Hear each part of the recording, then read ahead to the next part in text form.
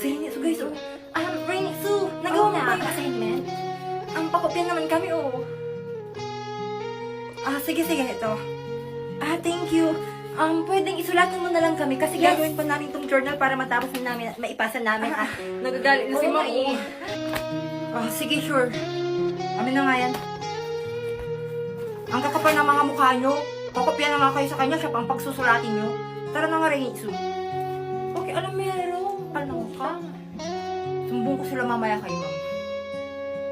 Rainy Sue, may 10 pesos ka dyan. Pwede pa hiram kasi naubusan ako ng pera and malayo yung bahay ko. Hindi ko din pwedeng lakadin eh. Wait lang, tignan ko. Ito na lang pala pera ko. Pero paano siya? Mas malayo yung bahay niya. Hiram na lang ako kay Mark ng pamasahe ko. Ito. Thank you Ba't ka humihiram ng pera? Nakita kita kanina nung recess. Ang mahal-mahal ng binili mo. Di sana tinabi mo na yun para may pamasahe ka ngayon. Pal. Ba't mo po yung pinahiram ng pera kasi? Ayaan mo na yun para makauwi na din siya. Mark.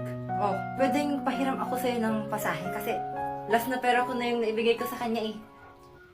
Libre na lang kita. Talaga? Salamat ha. 3 taon na kitang hindi nakikita. Wala na yung tagapagtanggol ko.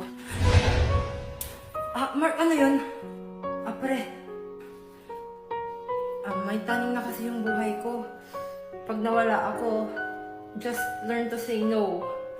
And since user lang naman yung mga classmate natin, humanap ka na lang ng bagong friends sa OFO.